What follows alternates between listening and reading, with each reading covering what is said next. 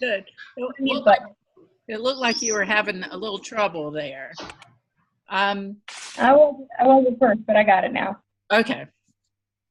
I want to go ahead and get started because I know that y'all have various things to do and mommy's at work, so we will go ahead and get started. The reason I just sort of have this, especially right before your first quiz, is just to see what kind of questions you have. If you have any questions from any of your readings, any of your lectures that you've heard, also, questions about the test. You have your upcoming assignment of your CNS interview.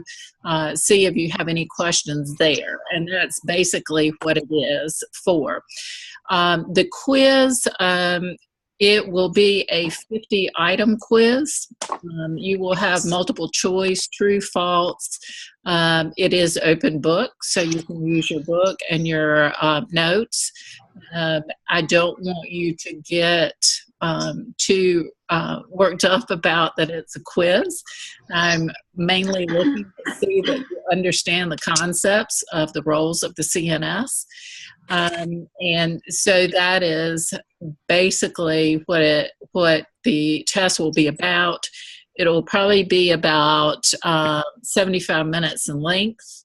And after that 75 minutes, it will cut off after your time allotment. You only get one chance to take it. So make sure you have your time allotted to take it, in a quiet, sort of out of the way area so nobody disturbs you. Now, what questions do y'all have?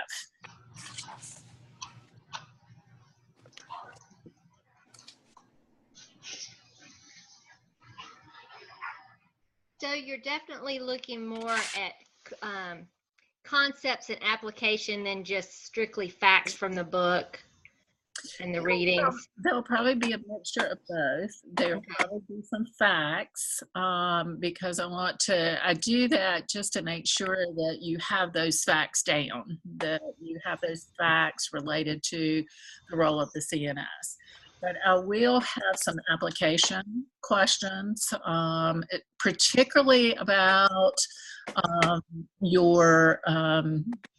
the roles and the competencies related to those roles from the competency, list. So that will be there. Okay. Thank you. Mm-hmm. Are you pulling from any of the articles that we have online, or is it strictly just the book and the PowerPoints that you've seen? Yes, so strictly the book and the PowerPoints. Okay. None from the articles that you had to read.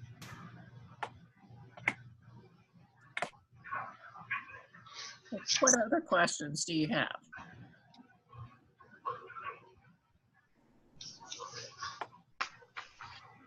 I haven't looked too closely at the interview assignment.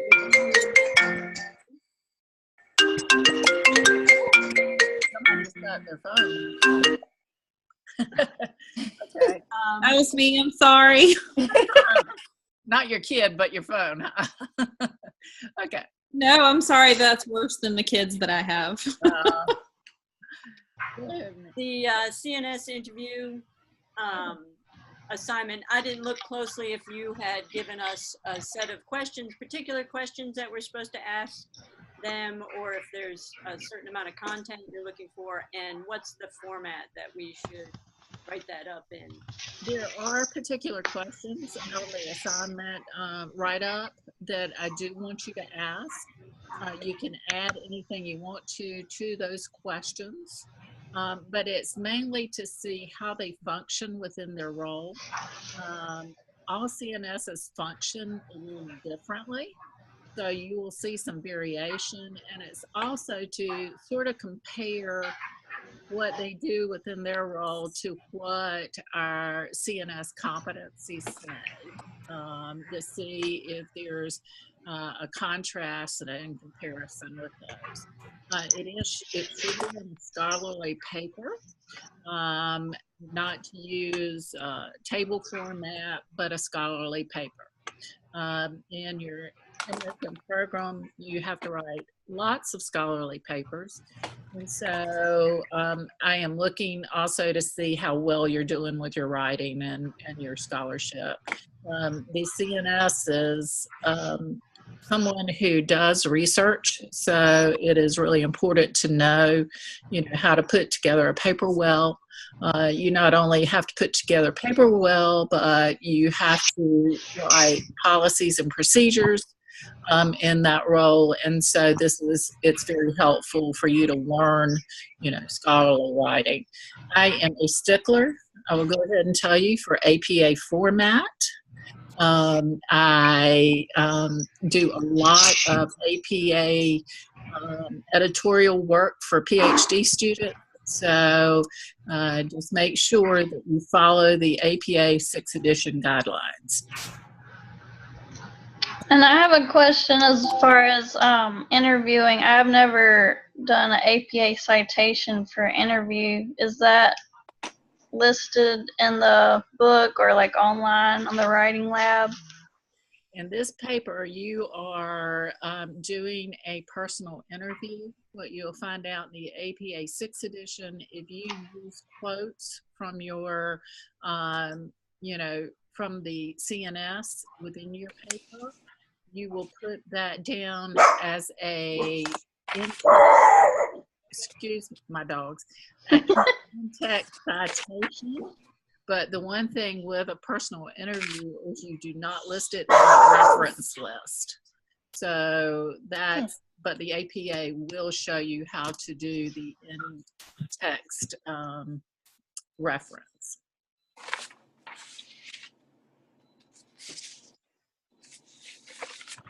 What other questions?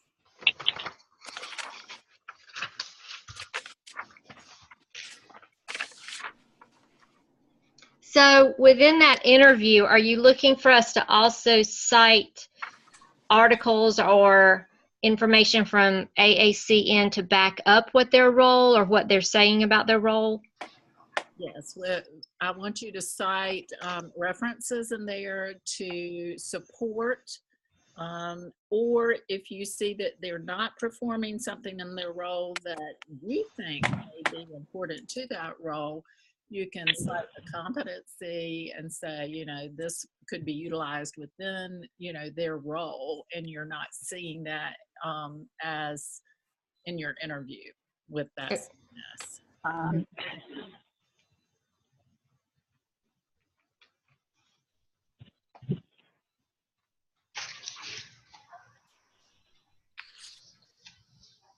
What other questions do you have?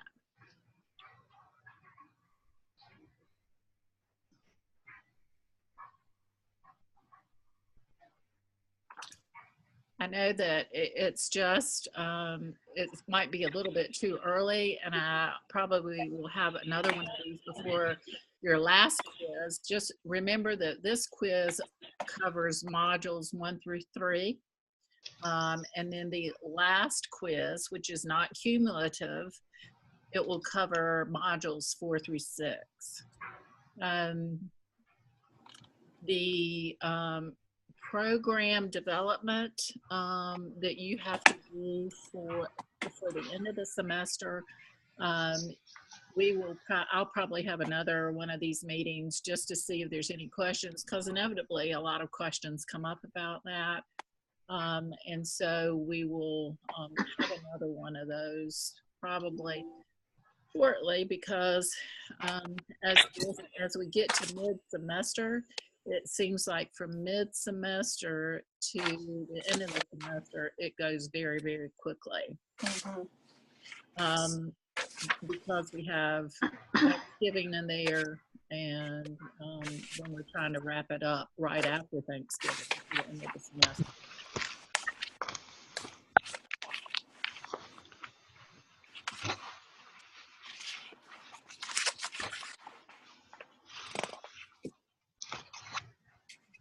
Other questions?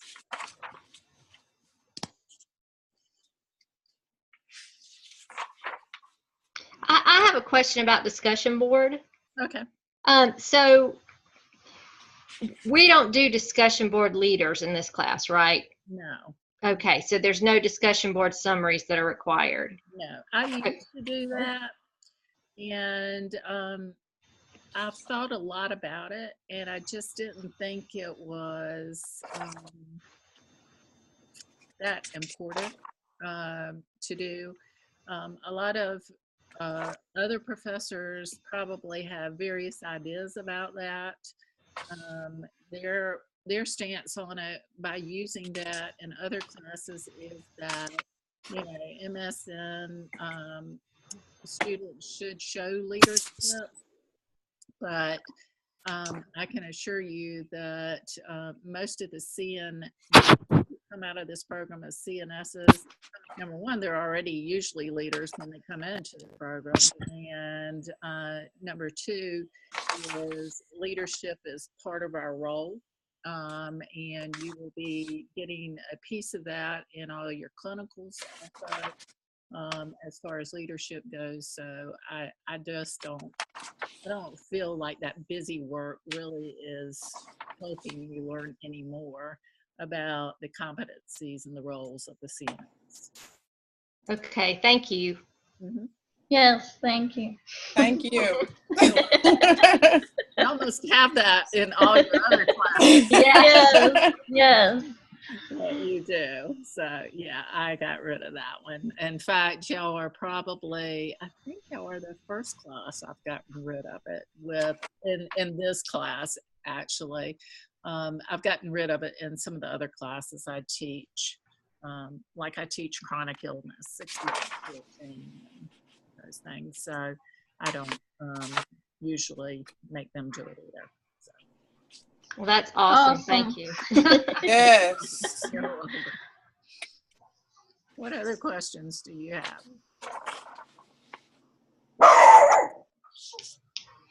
I have two dogs. I have one that doesn't bark, and I have the second one that barks a lot. So. And she's barking at my daughter, and I don't know why she's barking at my daughter. So I'll ask another question. I'm sorry. That's all right. So when you look at this course, if you had to identify one thing that people tend to struggle with, what would you say that is? The one thing that I see that people struggle with a lot of the times is the application of a competency. And I see that on the test. When I give an application on the test, and I'm really pointing to a competency, I have a lot of people get that wrong. And that's one of the reasons I put application questions in there, is to see if you can pin down on which competency we're talking about. Most people do very well in the pointing out the three spheres and which sphere they're working in. But as far as knowing which competency goes with which sphere, that's a challenge all the time. How would you say would be the best way to prepare for those questions? Have your competencies out. Okay. And look at your competencies when there's application question. I would look at the competencies and see where you feel like that falls within the ones that are listed. So really just looking at them over and over and over will also help, because there is a lot of detail under each one. There is. There's a whole lot of detail under each one. When you get to your clinicals, after each clinical, you will have to rate your competencies, so you get even more ingrained in the competencies when you get to your clinicals. In your first two, you rate yourself after each clinical is over with on the competencies. And then when you get to the third clinical, you and your preceptor sit down, and she she or he rates you, and you rate yourself.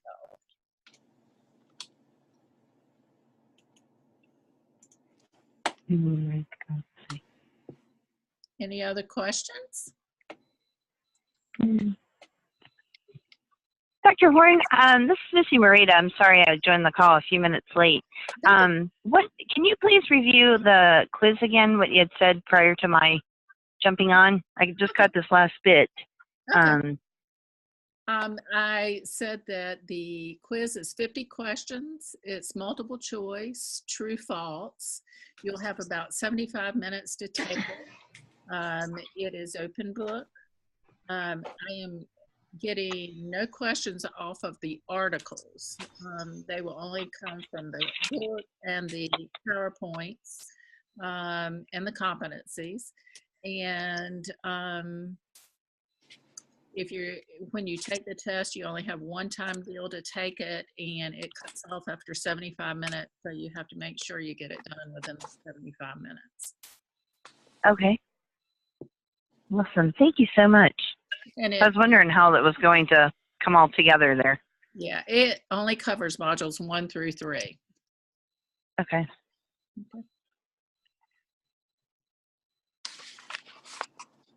Other questions? Whenever I'm reading in the book about how the CNS will bill for different things, I start getting really anxious. Like, how am I going to know how to do this? I mean, I took the financial class last semester, but I wasn't at a point where I was, applying it. But it wasn't specific to a CNS. So I guess how do we learn how to do that?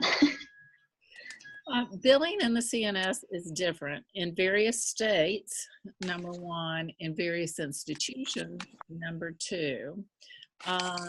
There are some CNSs that do bill, and we mainly see those CNSs are like in wound, a CNS for wound and ostomy.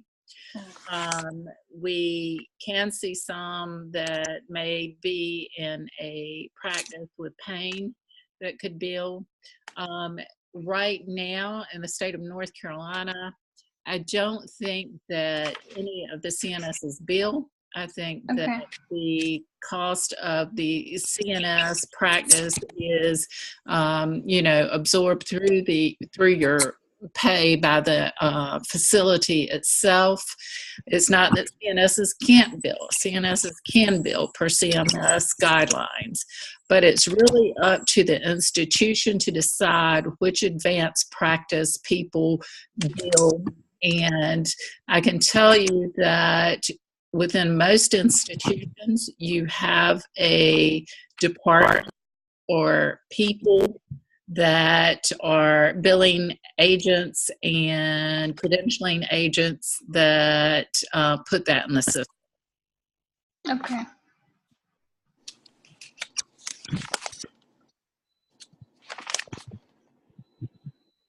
Other questions?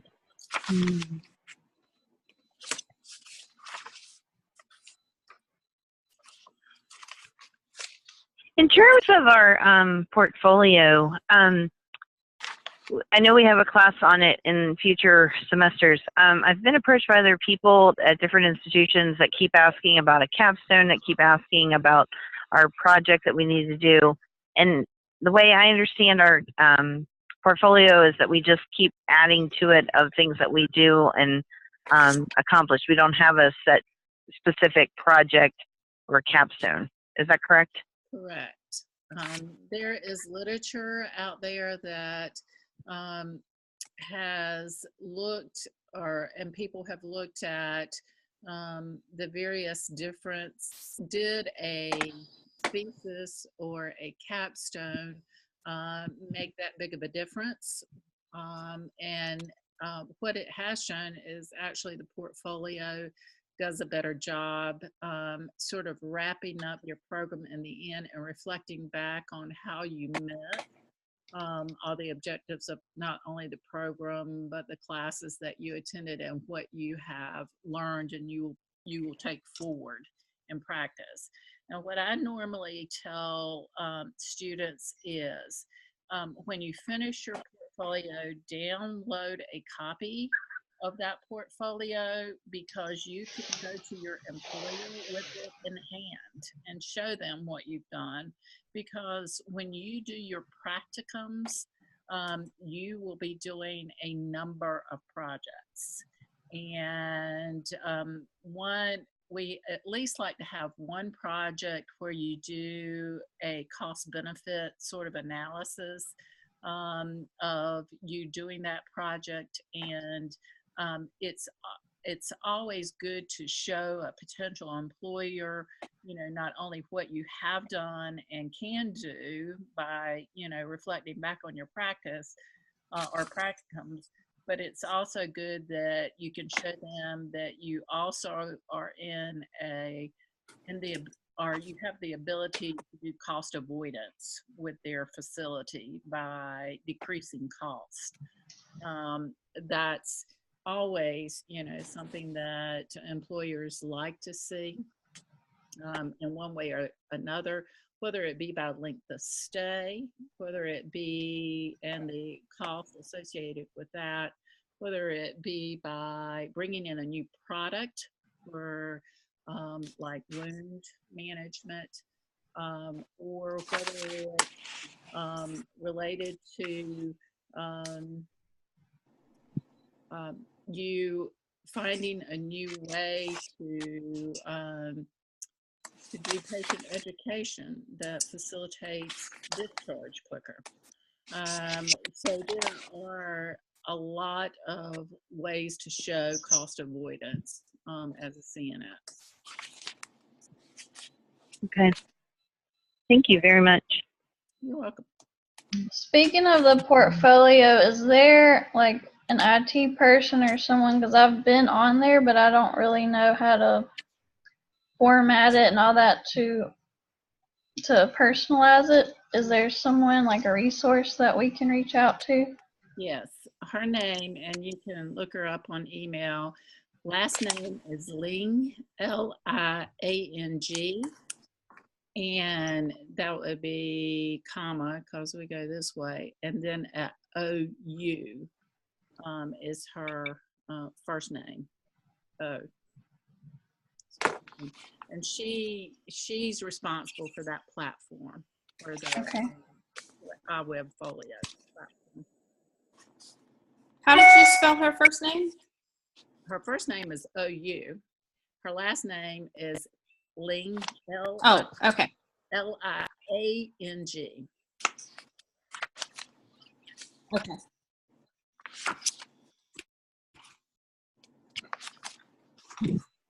What other questions do you have?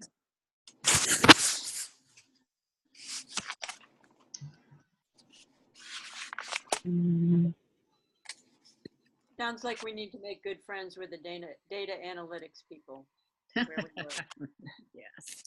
That you're going to have to eventually do that anyway.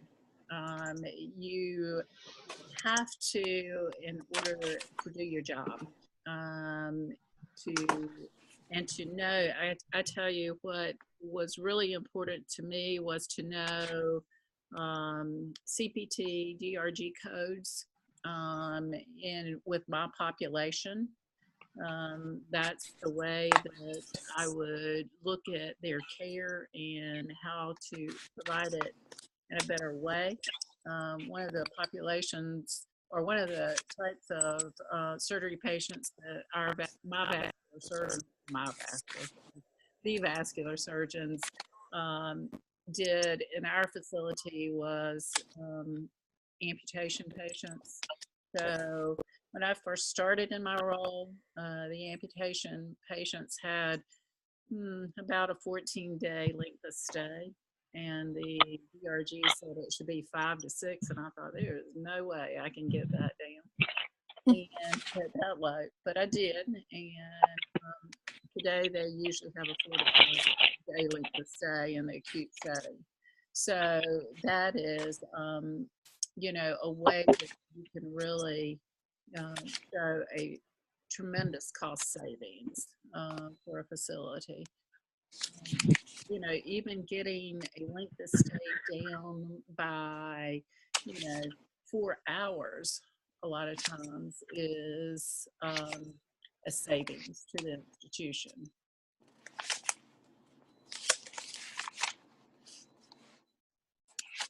Other questions?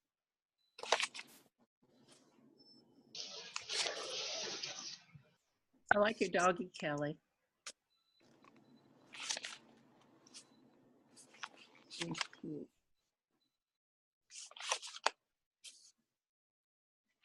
Missy, do you have any other questions?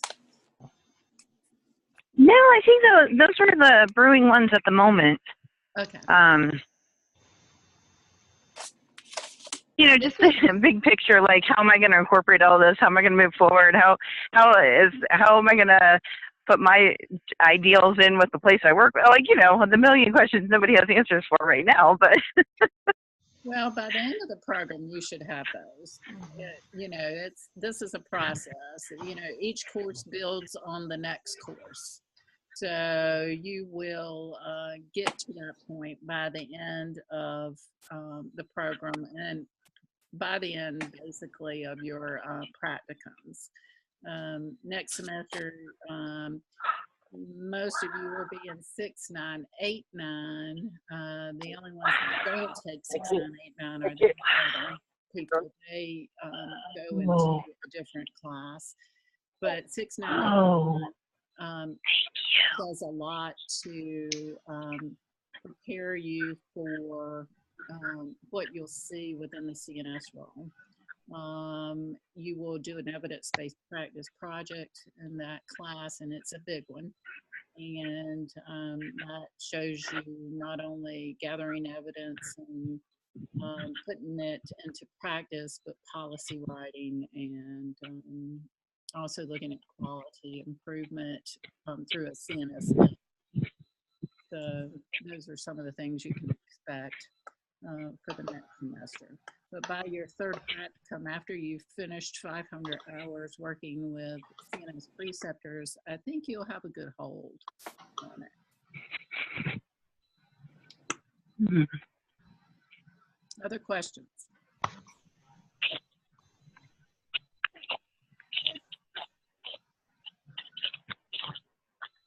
This was very helpful. Thank you. I'm glad it was. Yeah, I agree. Thank you so much. Yeah.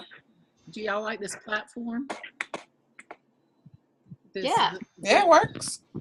It works. Good, good.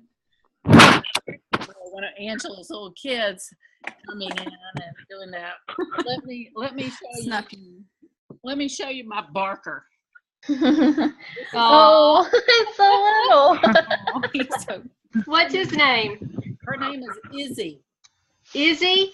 Uh-huh. This is Dixie.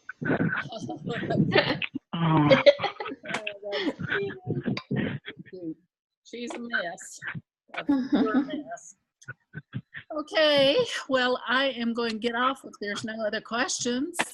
And if y'all have anything, you can email me and I will get them answered. And remember that the test will open up on the 12th by 9 a.m. Okay? Okay, thank you. All right. Thank you. Thank you so much. Have a great day, everyone. Bye. Bye. Bye. Bye-bye.